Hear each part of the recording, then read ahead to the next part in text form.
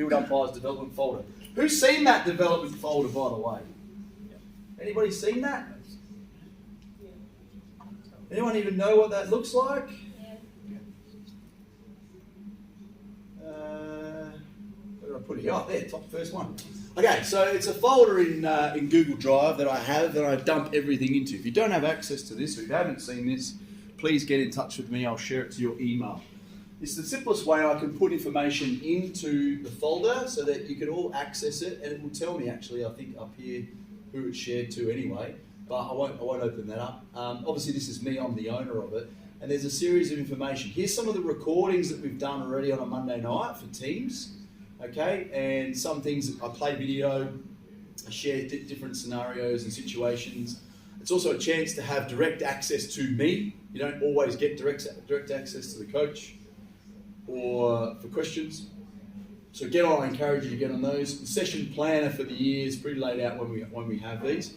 There's also a couple of things I've put in here that I think were worthwhile from a PowerPoint perspective that the Queensland AFL given us. There's a share of information through the regional umpires coordinators that I've got access to. I thought, yeah, I'll put it in there. High contact, hold the ball, pro opportunity, no pro opportunity, holding, last possession rule, which applies to us. Some notes there, match management, and it continues on our red and yellow card process, report impact guidelines. There's a whole lot of stuff in there, and even an old one from years ago, an umpiring guide, right, that the AFL put out. So if you're not sure, this is going to be a bit of a go-to document hub, and I envisage this as a pilot that this will end up being in our website folder, that you'll have access, that you'll need to, we'll set it up, that'll have your own, an access code to get into. So right now it's just shared to your emails, but as a plan, our website will have it in a secret folder online. Cool. All right. So if any questions on this link, this folder, if you haven't seen it, check your emails. I've sent it to you. If you haven't got it, I can send it to you again. Yeah. No comments? No questions on that? Pretty straightforward. Okay. Good. So we'll go to Kahoot. A little bit of an icebreaker. I'm just going. If you could log on, grab your Kahoot. I'm going to host live on it. Log in. I'll get the code. Hang on, I'll log in. Should come up with my password. Here we go.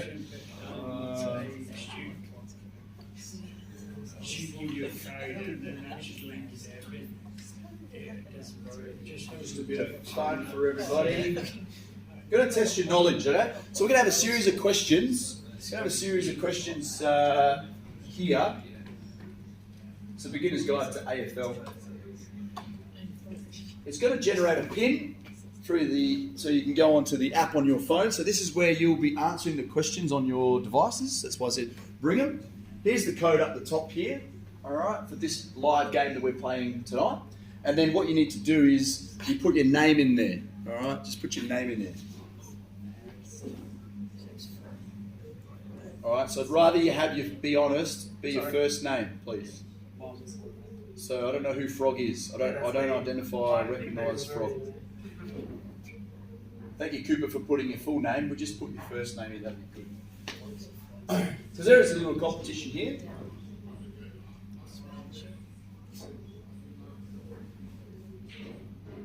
So I guess that's Jody, yeah? No, I'm Jody.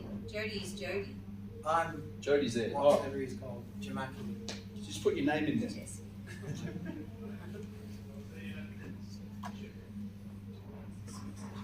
Okay, so we should have Scott, you in there. Yep. We should have Matt, you in there. We should have Simon's in there. Simon's in there, yeah. We got David, Steiny. We got Steiny. I know who Steiny is.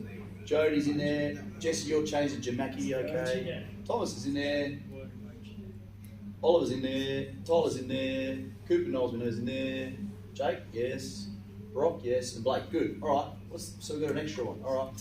13 would be good. What we'll do, we'll start it. We've got up to 30 seconds unless everyone answers the question correctly. It's fastest finger first. You'll have multiple choices. You'll have true and false. So the question will come up with a chance to read the question and then answer what you think is the most appropriate answer. It could be true or false is a blue or red, like the picture. It could be, I don't know, a triangle or circle, whatever it is, whatever image. It's just simply on your keypad, you should be able to come up with the colour to choose. All right, so you could have 4 answers, and it's got red, blue, green, orange. All right, and different shapes. It matches up. What you think the most correct answer is? All right. All right, let's begin. Are we all good? Ready to go? Fastest video gets the most points, and we'll review the question if you've got any concerns at the end. There's only 15 questions.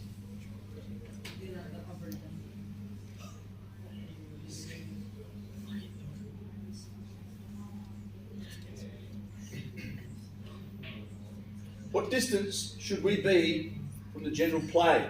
We're in umpiring, field umpires. I've only got. Okay, yeah. Choose the colour on your keypad in front of you. So we see the answers populate here. It should be 13. You have the timer on the left-hand side. Great. General play. General contest. 20 to 25 metres is the correct answer. Now some of you might go, but hang on, in 13s, you know, they don't kick very far, and there's an adjustment factor. What I'm seeing and I'm hearing is that people are still a little bit too close to play. We need to maintain a good distance from play, and we need to be on the move, all right, to see what I say, ball player's head, shoulders in the football. If you can't see that, you're you're in the wrong position, you're out of spot. So we need to adjust, okay? What it'll do, it'll give us a tally. Who's our fastest finger is Thomas. And out of 1,000 points, you scored 971. Then Brock, then Blake, then Tyler, then Jake. Good. Everyone okay so far? Yeah. Everyone clear? How come you guys didn't join the competition, huh? All right, Curran boys, I'm watching you too. You might fail. All right, here we go. Question 2. We do not need to cite and sign the team sheets before halftime. These are the team sheets. They could be Play HQ, printed and put on our desks in the umpire change rooms. It's a true or false question. Great, everybody got that right. It's a trick question, isn't it? We do need to cite the team sheets. We do need to cite them. And what are we looking for, folks, on the team sheet? Players? Yeah, correct. Yeah, for the number of players. Captains? Captains. That needs to be marked on there. Captains. The officials. Well, if they've got team manager, runner, whatever, water carriers, whatever. Anybody on the team sheet, you know, that can be listed, that's fine, so but I'm looking for something. Captain. Ready? Teams that are playing would be important. Play ups, play downs? Yeah, it could be. It could be player ups, play downs. This comp on Sunday's got me baffled, but you know, while they're playing 17s in the 15s competition, it's got me beat. If you're that age, you should be allowed to play up. Play down, I should say. But playing up, yep, okay, something to be mindful. The physicality, the size of the bodies, all of that can be an influence and an influencing factor on how the game is played as well. Be mindful of that. All right, so we've got to get them before half time. People say to me, oh, you've got to start the game before. Yes, technically, you'd want to get them before you start the match and mark that off so you know who the captain is. But they could make changes, take the team sheet away. We've got to have them in our hot little hands signed off. That's your signature. Mark it off that you've signed those team sheets. Yes, Jody? How many signatures? Whose signature? Yours will do. Anyone, just one umpire. Yeah. You're the person, whoever wants to take charge. Cool. But captain, vice captain, interchange can be marked on there. Sometimes who starts off on the bench, they can mark whatever they want. But just so we know, if they call a head count, it's important that we know who the captain is. They're calling for the head count, that sort of thing. All right. I don't know if that's one of my questions in here actually, but we'll see. I won't give it away. All right. Thomas has got a good streak going well. All right, let's have a look, see if we can break him in this third question. No pressure. What is the distance to the kickoff line for a goal square? 6.4, 7, 10, or 9? This line here. The distance to the kickoff line. What's the distance from the kickoff line to goalpost basically of our square? Correct answer, 9. Okay. Can we use this? Can we use this for simpleton players that play football? Sorry, Brock. Sorry, Cooper.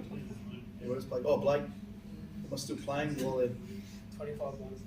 right? We can use this in our communication to the players. Come back to the 9 metre mark. Come back 2 metres when standing a mark. I want to use your voice to communicate to players where you want them to be, that they need to listen to you, or else you're going to pay 25.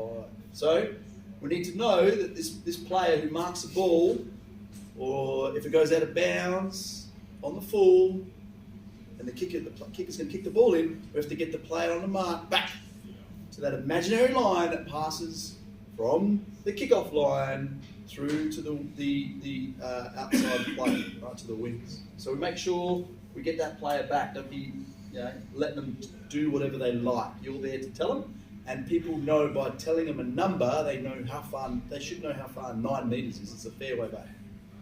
All right. Use our voice to tell them. Cool. Thomas has got a streak of 3. Matt's also got a streak of 3. Well done. Okay. Who's into the third spot? We call a ball up if 2 players mark the ball at the same time. True or false?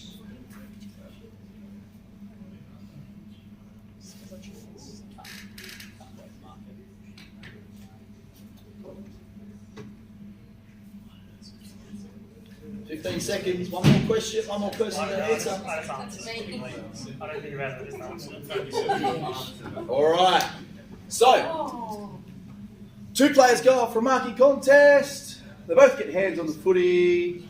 They come from the side, however it looks, both of them mark the ball. Simultaneously, they bring it down. What are you going to do? You're going to call a ball up to stalemate. So when we're unsure of anything, a decision, we're going to call a ball up. It's your default. So if we're unsure, ball goes out of bounds, same deal, we're going to throw it in, boundary throw in. Not worried about too much complications. It's around, if you're in doubt, if there's any frame of mind that you're in doubt, you're going to call for a ball up. So, Yes. do you pay that straight away, or are you giving them time to get it out, just like it was touched? No, No, straight away. So they mark the footy, So they're both. they both bring it down. Yeah, okay. you're going to blow your whistle, they're going to think you're going to pay, potentially someone's going to get a mark out of it. Be just simple. Yeah. You're going to no, stalemate, ball up, okay?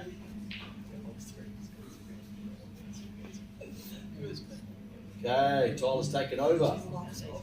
Next question. When handing over control to the other umpire, what should we do as a non-controlling umpire? Probably 4 points here. We should look at the ground. We should stop running and point at them. We should tap our chest. We should watch last act of play.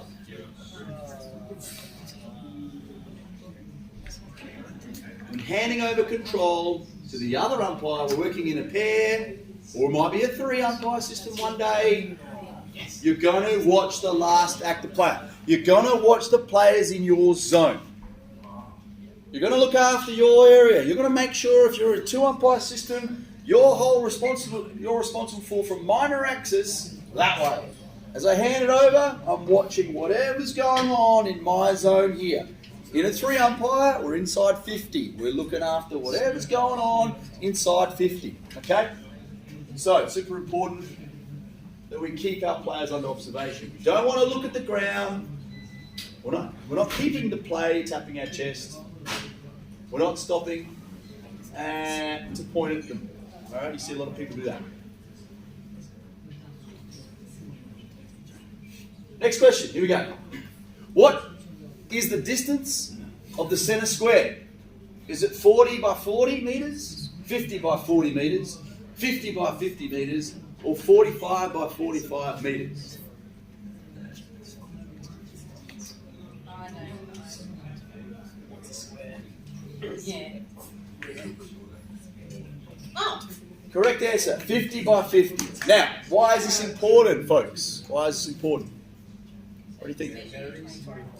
We don't pay 50s, but it's a measurement if you've got an incident that occurs on the back of the centre half back or centre half forward, whichever direction you're taking the player for 25 metre penalties, it's halfway, isn't it?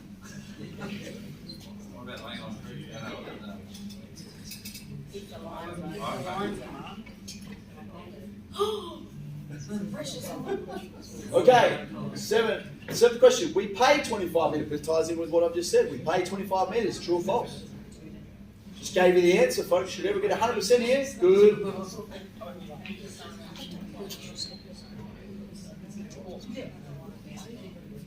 Probably should have put that question before this as well.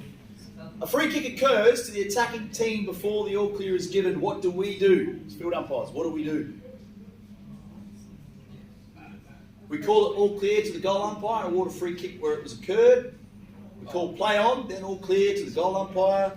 We just call all clear. We do nothing and allow play to continue.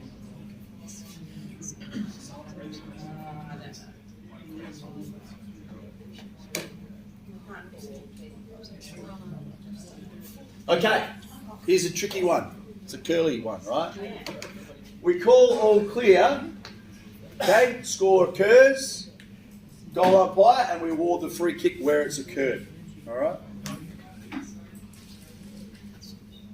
To the attacking team. If it happens to the defending team, it's a different story. You won't be calling all clear at all because it doesn't count. Okay. Question. The ball's already crossed the line. Can you get out? Huh? Oh, I get it. If the ball's crossed the line and then the free kick happens, the point will still count. Yes. Yeah. So you have to say all clear point, and you're giving a free kick to the attacking team. Read the question. It's the wording, the attacking team. Oh. So they've scored a point, free kicks occurred, they've kicked the ball, ball's travelled through, free kicks occurred, you haven't given the all clear yet, the free kick's just occurred, that score counts. All clear, free kick back here in front of goal, whatever it may be, another shot on goal. Okay. Different if it was a defending team, doesn't it? The point and the score still count. It's not all clear. No. I'm saying that the free kick happened after the ball crossed the line.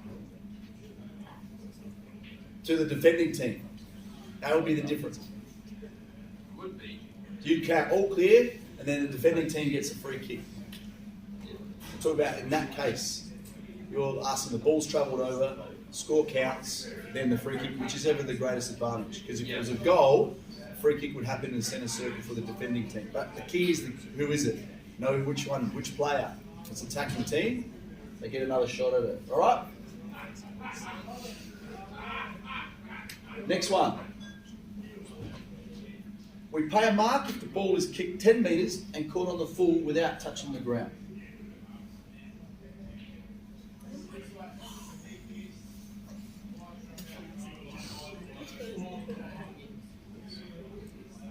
Correct, everybody. Good. We pay it because it's we don't pay it because it's not 15. Years ago, when I started umpiring, when Ian and David umpired, it was probably even you, Josh, it was 10 metres. Okay, the game's ended, but there's a shot on goal just inside the 50-metre arc. As the number 2, where do we need to position ourselves? Okay, supporting umpire behind the player kicking it for goal, at the top of the 50-metre arc, in the centre circle, or in the end zone watching the goal square.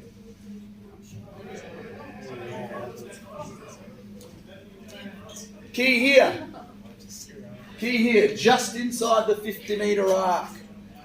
Here's the 50-metre arc, it's a kick likely to score. We've got to have a presence so we know that the player who's kicking for goal doesn't deviate, so that number 1 umpire has control. Number 2 here, number 2 umpire should not be behind the player kicking for goal because the ball may land short.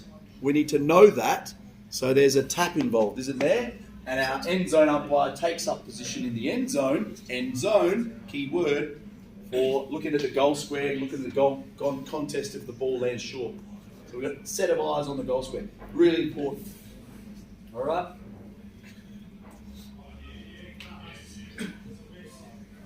Jake, the boundary umpire is leading. And a kick out after behind, we reset play if attacking team does not clear the 15-metre protected area. True or false?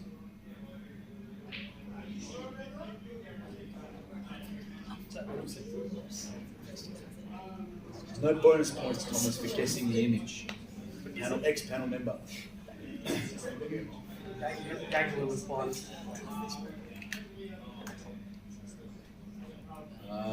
So, false. Why is it false? Anybody who put false, why is it false? 25? Because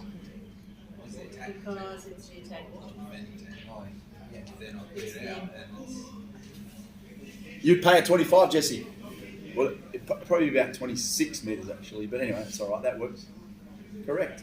The attacking team need to clear so we don't reset the kick out. All right, we have to get them out of the area. If they just dawdle, Blinga, run out, run in. Right, we pay 25, metre penalty. That's the correct answer we would be doing on the day. But the question is it true or false? Right? You don't need to reset it, you just pay 25 because the attacking team needs to clear the 15. That's the intention behind the free kick. Yes? I describe the attacking team as a team. No, so it's just been a point. The attacking team, they're trying to kick a point. So, Attacking team is a The team. attacking team's the team with the ball. Correct.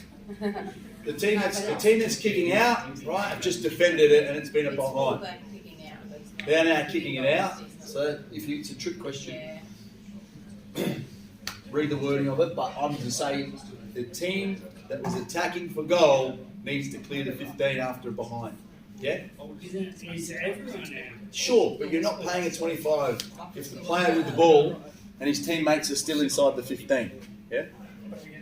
If they kick it to him, what are we going to do if they then kick it to that player who's inside 15? Go back, reset. Yeah, you want to reset it, but I've even seen an AFL where they've kicked it and then they've gone, play on, play on, play on, haven't they? Haven't they, Ian? We saw a video of that where, what the heck? That's not the way the wording of the rules is intended. It needs to be reset if their player, their own player, because they're about to kick it out, kicks the ball to them inside 15 metres. Yeah? So our job as the field umpires in control, clear the area as best you can. Doesn't always happen. The player plays on, right? They kick the ball, and they've kicked the ball, and the player, like attacking team I'm talking, is the ones trying to kick a goal. Yeah?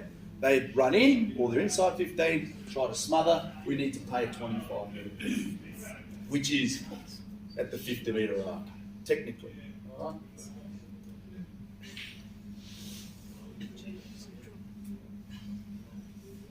Alright, nearly there, folks. Couple more to go. If an injured player is in the hands of a trainer, we can start play. True or false?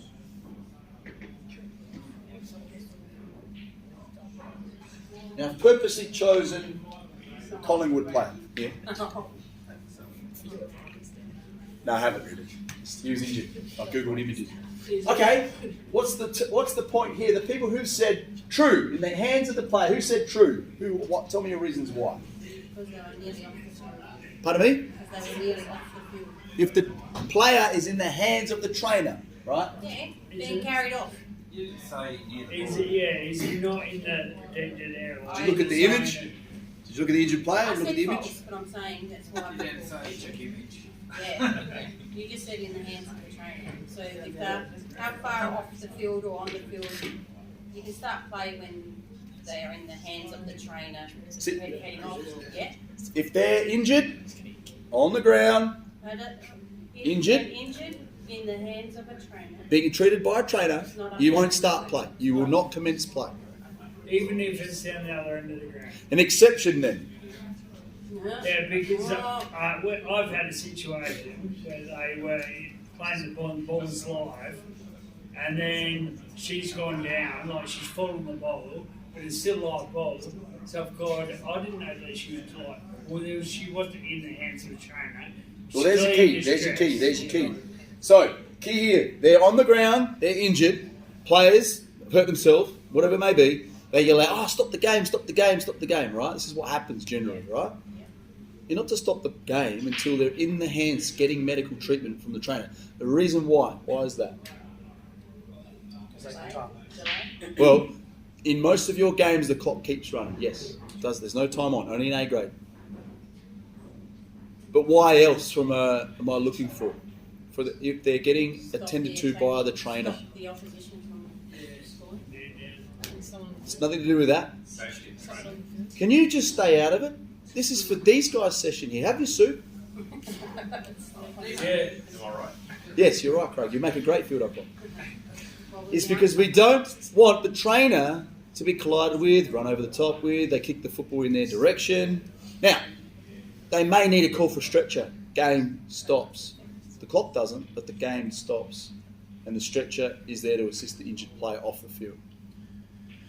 You get to determine, if once the trainer is well clear, where the direction of the footy is to recommence play, to start play, where they are in location to the ball and the play. Are they likely to, if it's a free kick or a ball up, are they likely to kick the ball in their direction or their vicinity? Yeah, so you get to determine that. You're in control of that. It's your responsibility.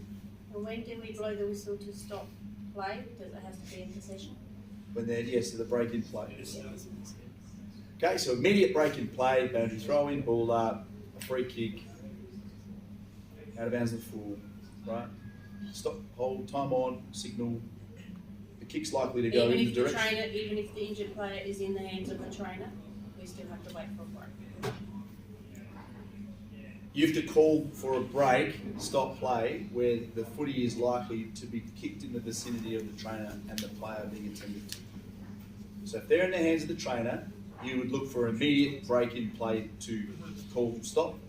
Or if there's a likelihood that they're going to be injured, you're going to stop play, hold it there, and your call, what would be your call there as a field umpire?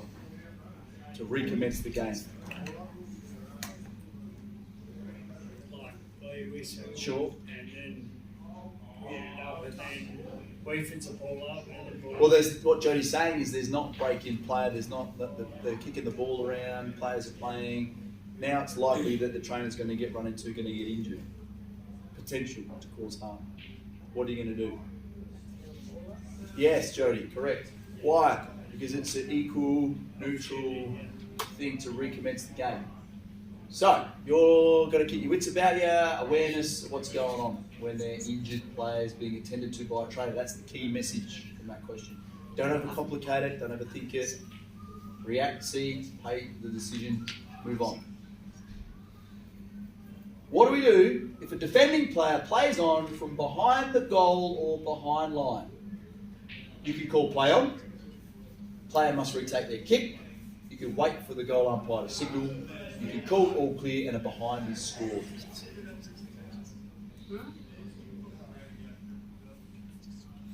So play with the footy.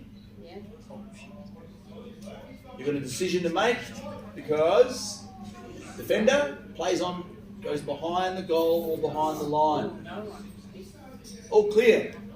All clear because a behind is scored. So that player runs through, right, either goal line or behind line, it's a point. Technical question. Well, hopefully, if we call play on, right, that's fine, but you've got to back it up with it all clear. Play on, they go behind the point line or the goal line. Then you have to say it's all clear, it's a behind. Tell them that. Because they'll think they can play on and keep running on, all right? Then you count the score.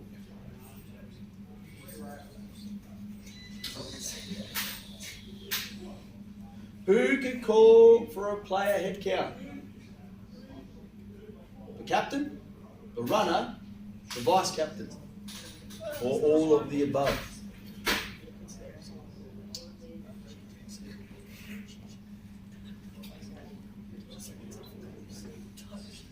All. Oh. All three can call for it. Okay, so hence why it's important to go back to my team sheets thing to know who they are, have it down. Obviously, the runner stands out, but the vice captain and captain. If the captain's injured and the vice captain now fills the shoes of the captain, they can call for a head count. Last question, true or false? We pay holding the ball if a player is legally tackled, does not have prior opportunity, and attempts to handball or kick the ball.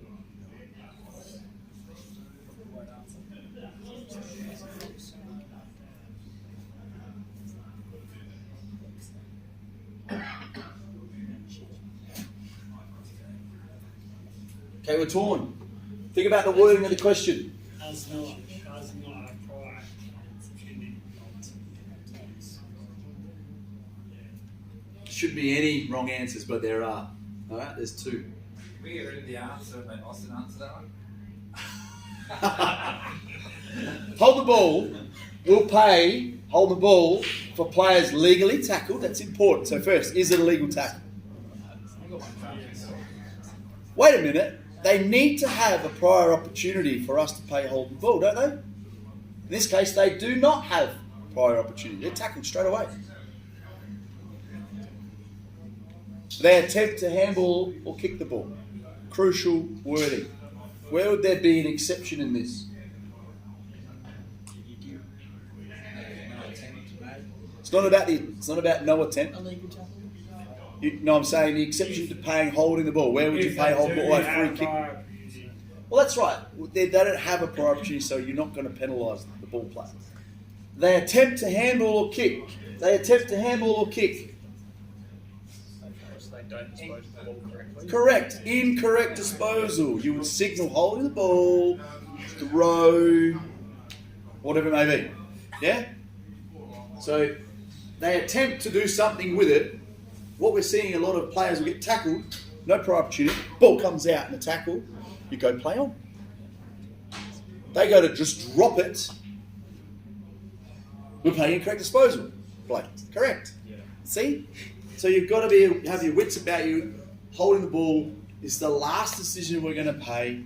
We're going to hold the whistle to make sure we are clear. And we've got to adjust to see ball player head, shoulders and the ball. If we're standing here looking up backsides, we can't see whether they have a prior opportunity if we don't adjust our position and work to see what's going on there. Okay, delay your whistle, hold your whistle, make it very obvious that they have had either a prior opportunity or their attempt is a throw. Right, their attempt is to drop the ball. Yeah? Incorrect disposal. And that needs to be communicated to the player, but the signal is the same. Okay? All right. Enough from me. I'm going to hear from. We've got some notes to put on the screen, but we'll see what the score is just to prime you. We're going to see who made the podium. Only third place getter. Jody, well done, Jody. 9,851. Tyler. Well done, mate. And Jake, the boundary umpire. Well done, Jake. Thanks for coming along. Good job. All right. So, a couple of things. Moving on. David, Oh, you want me to run just through help me these? out with my voice, yeah? Yeah. Okay, so all I've done here is put some notes together. So when you turn up on the day, basically before you start the game, this is the checklist we'd go through. So when they give you the team sheet, we want you to sign the team sheet, leave them in the umpires room. Don't be too concerned with who's listed on there, apart from knowing who the captain is, the vice captain is. You don't need to get involved. Is there 14? Is there 17? Anyone ask you how many you're going to play with in a junior grade, refer them back to the league. We don't need to be on top of that. So that's probably just the key thing there. It's the last bit. Basically, we're there to umpire on field. We don't need to worry about, do you play with 14? If both sides have 14, do you play with 15? That's a league rule. We refer them back to the league. So is that pretty straightforward what we're doing there? Yeah. We'll scroll to the next Scroll bit. down. Unless you've got anything else? No, it's good. Ian? No. So during the game, so what I've put here is like team managers and runners shouldn't be approaching you during quarters, during breaks to talk about umpiring decisions and whether you paid free kicks or whether you didn't. The only time they should ask you anything is if they're not sure whether you gave a yellow card or it was a red card. So if they come out, they can ask you, is it red, is it yellow, what was it for? You can tell them what the offence was, and that's it. You don't want to get drawn into conversations, and they shouldn't be going any further than just asking a general question or bringing you out a drink. We don't want to get drawn into that. There's a way we can communicate to the people without being rude, offensive, patronising, sarcastic. We can be blunt, we can be direct, yeah? But we'd obviously, with respect given, we're going to get that back. So let's deal with the matter as it occurs, but let them know that that's not their role or responsibility as well, yeah? And it may be hard for you, some of you, the younger guys in the group. It's about character, yes. Confidence, yes. We do want to know when there's some sort of issue, yeah, from a team manager or a person in a wheelchair.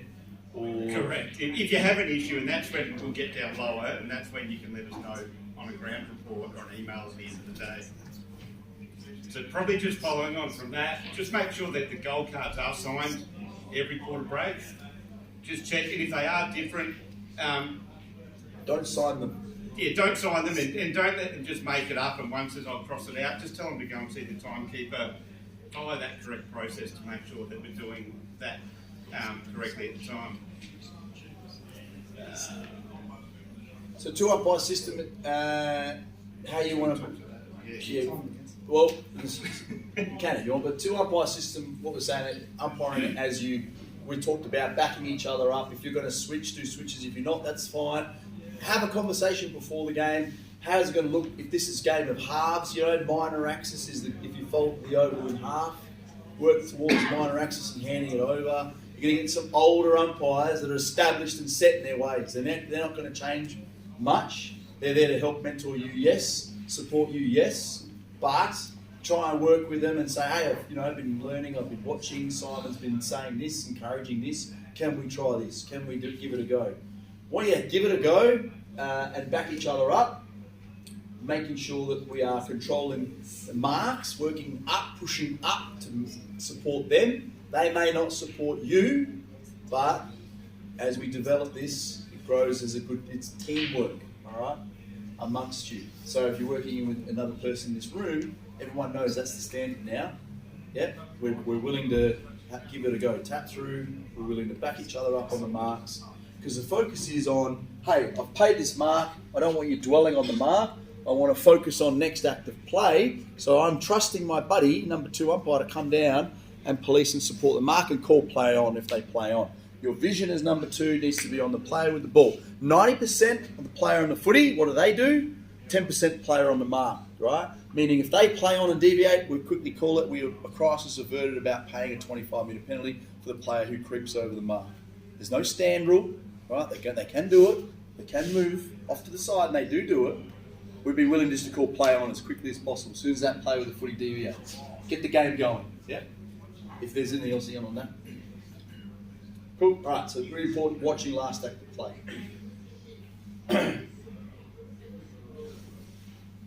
Go for it, Ian, you this bit. Yeah, putting your whistle to your mouth. I mean, it's something we all do when we first start. We think we see it for a kick, so we put the whistle to our mouth. Everyone at the ground sees you put your whistle to your mouth. The players see you put your whistle to your mouth. Then you take it away and you don't blow it, and everyone goes, oh, you saw that and you didn't blow it. If you think it's a free kick, just put your whistle to your mouth, blow it, and pay the free kick. You get in less trouble with it. If you get one wrong, doesn't matter. If you get because you might be wrong the other way as well by not paying it. But just because the ball spills out or something, your tendency is to call play on and take that whistle away. But it's the worst thing you can do. Just put everyone knows from watching footy. If you see the umpire put the whistle to their mouth, you're like, why didn't you blow it? So if you think it's a free kick, just pay it. That's my advice. And the other part there is probably just to hold that whistle a little bit. If somebody's got a tackle, don't sort of put it there thinking it'll probably be holding the ball and bring it up. Leave it down until it is, and then make that decision one way or the other quickly. So never anticipate. As an umpire, everything you do is reactionary. So you're in control. So if you see something, even if it's a fraction late, you're better off to then pay it that fraction late than not pay it at all and go, oh, well, the ball spilled out. Or you can get away with it sometimes by going play on advantage if it goes to the right team. But other than that, yeah, just as David said, just hold that whistle, that fraction. And that'll stop you from someone having a chest mark. And we all do it, even the best umpires we've got in the panel do it occasionally. Blow the whistle and the ball hits someone's hands and drops out. So we all get caught occasionally, but you get caught less if you don't have that whistle up near your mouth. Right, keep going. The next one there we've got is when you're in control, you should be on the move. Even if it's not quick, you just be on a jog, so that if there is a quick kick comes out, it's less effort then to start running. You're already on the move, and you can move quicker, and you can get into a better position to see that next active play. And you got anything to add to that, Simon? Well, it's just from an anticipate. What do you say anticipate?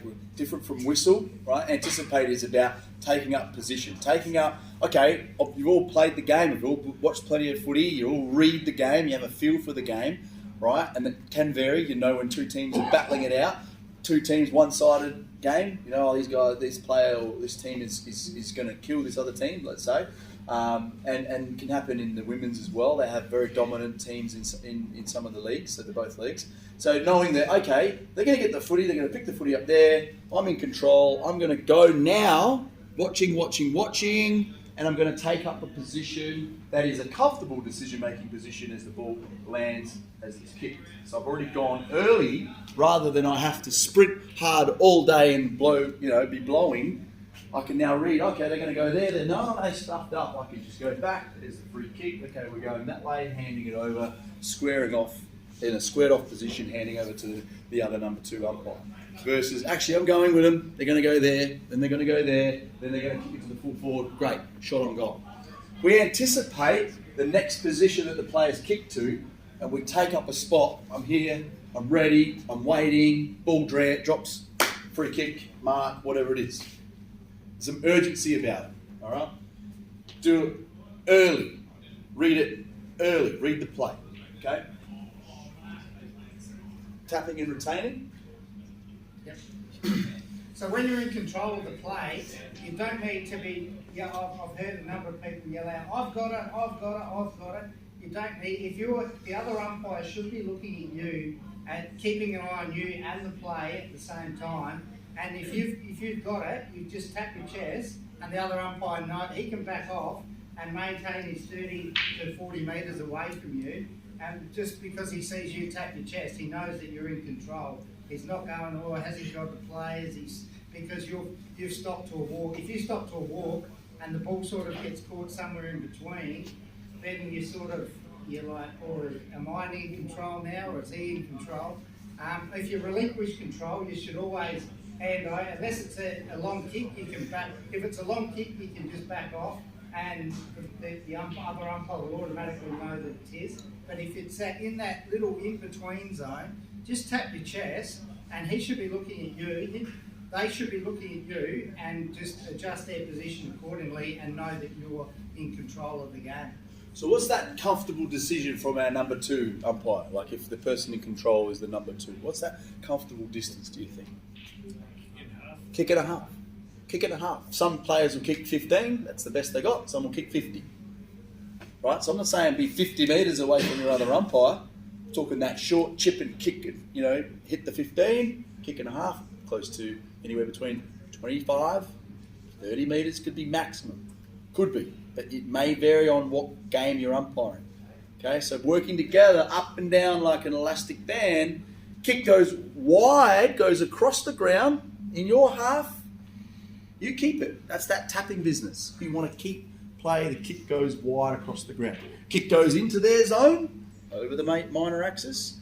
It's a long kick. What Ian's saying, stop, square off. Non-verbal communication is about, hey, it's yours. It's yours. It's really easy for me to see that signal to stop running square off as a number 2. Oh, it's mine. Okay, I'll keep it. I've got it now. I'll take control. And it's an adjustment of that kick and a half, maybe half a kick to adjust. That's all it is from us, receiving the handover. All right? Probably on top of that, then don't call yourself in. Don't come into the play and say, I've got it now, until the other person hands over to you. Use yours or mine to communicate.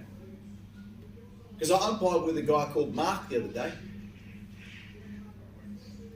It's your mark, it's your mark, it's your mark, yours, Mark. Would that not be confusing for the play? Yeah. All right, keeping that distance, as we talked about, 25, 30 metres, that kick and a half, work off the ball.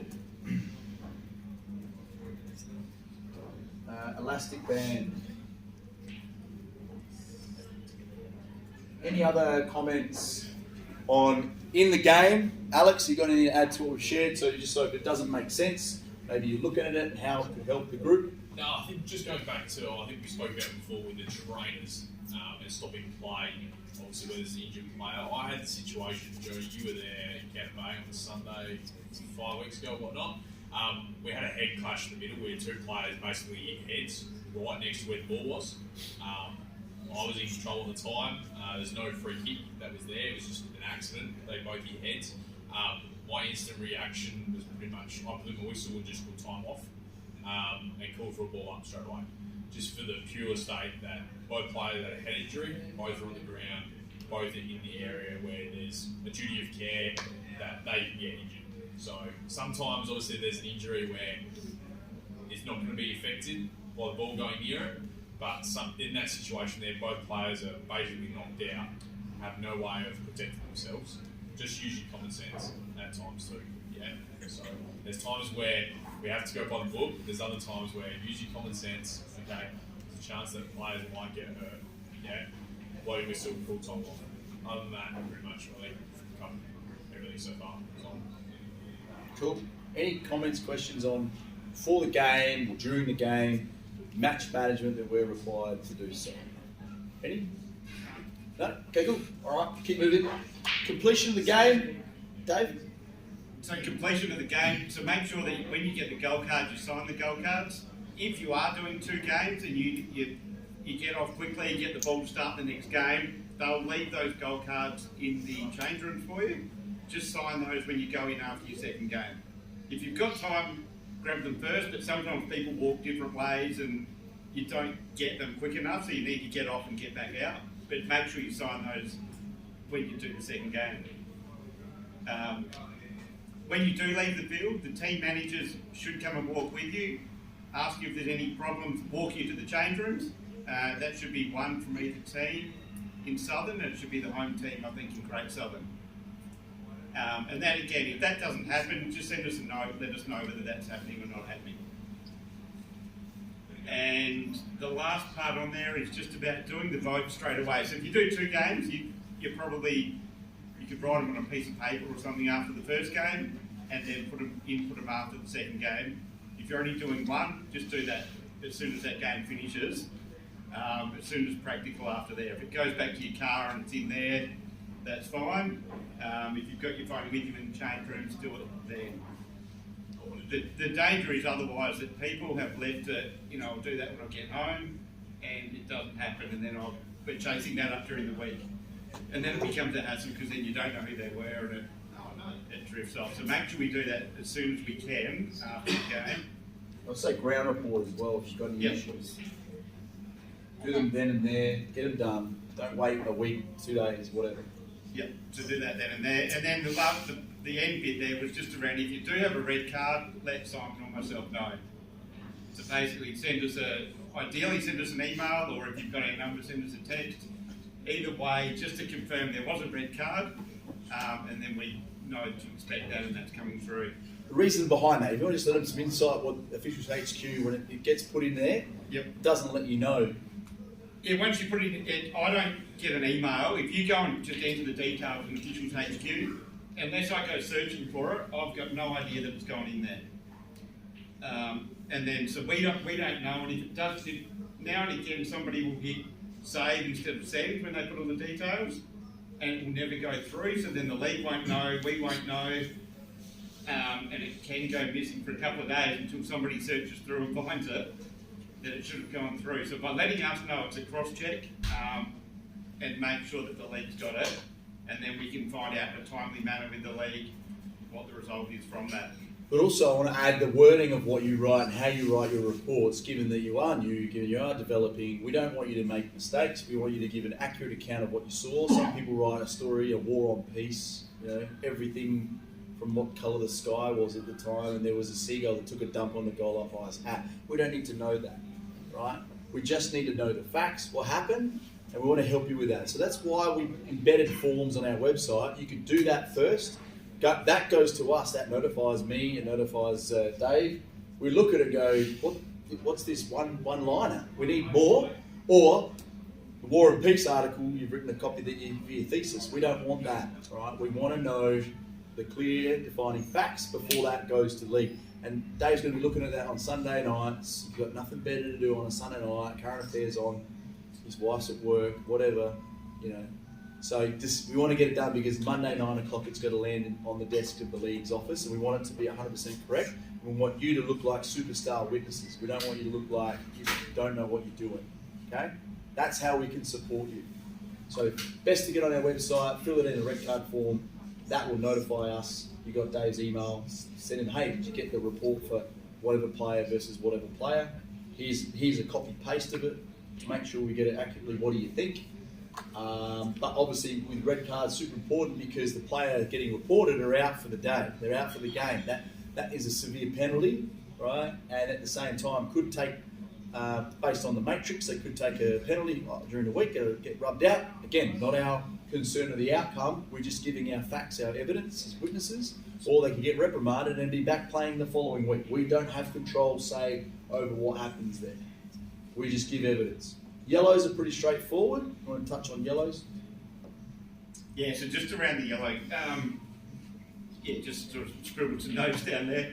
So it's really just about if during your game there's an incident happens and there's a break in play, and that's why, is there an opportunity if you're with a more senior umpire, can you look to that person for guidance? Should it be a red?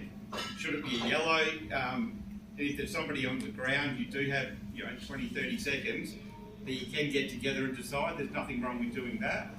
This key one here where he says don't get concerned with getting this wrong. It's a bit here. You'll get more yellows in the junior grades, but... Yeah, so if you do see an incident and you go, shit, I'm not sure, or I'm not sure what I saw, but something happened, by all means you can give it a yellow and nobody's going to come and say, hey, you did the wrong thing. Because you only get a split second to see it. And if somebody does end up hurt out of it and goes further, the club can still report that player. And again, the club sometimes videos it, there's sometimes different... Trainers report, they write, they go off to hospital. We don't know this information then and there. Correct. So if you see something quickly, unless you're 100% sure, you're safer in a way to give it a yellow card, describe the incident, and then if the league needs to or there's further injury, they can look further into it from there. But we want to make sure we get that right, because a red card is off for the entire game. So if you're in the first 10 minutes and you get a red card wrong, that player's already missed a game by the time we get to the end of that day.